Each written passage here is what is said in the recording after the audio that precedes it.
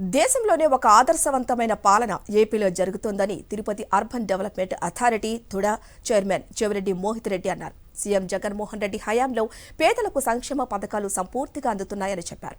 Manifesto చెప్పిన హామీలను 100% అమలు చేసిన ఘనత జగన్మోహన్ రెడ్డికే దక్కుతుందన్నారు. తిరుచానూరులో వైఎస్ఆర్ పెన్షన్ వారోత్సవాల సందర్భంగా సభ నిర్వహించారు.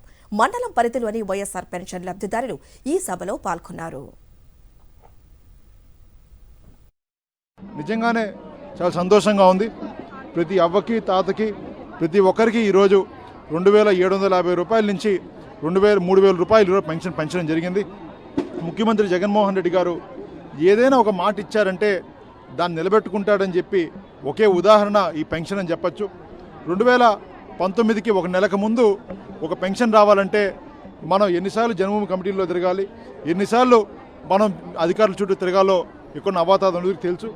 ఈరోజు మన జగనన్న ఎప్పుడు అధికారంలో వచ్చాడో ఎటువంటి జన్మభూమి కమిటీలు లేకుండా ఎటువంటి పారదర్శకతతో ఒకే ఒక ఆలోచనతో ప్రతి ఒక్కరికి ఈరోజు అర్హత మాత్రమే ప్రాణముఖంగా తీసుకొని ఈరోజు పెంచడం జరిగింది. అదేవిధంగా సంక్షేమ పథకాలు కూడా మనం ఎలక్షన్ అయిన నెల తర్వాతే ప్రతి ఒక్కరికి సంక్షేమ పథకాలు అందాలని చెప్పి ఒక ఉద్దేశంతో ఒక సచివాలయ వ్యవస్థ అదేవిధంగా వాలంటీర్ వ్యవస్థను తీసుకోవడం జరిగింది.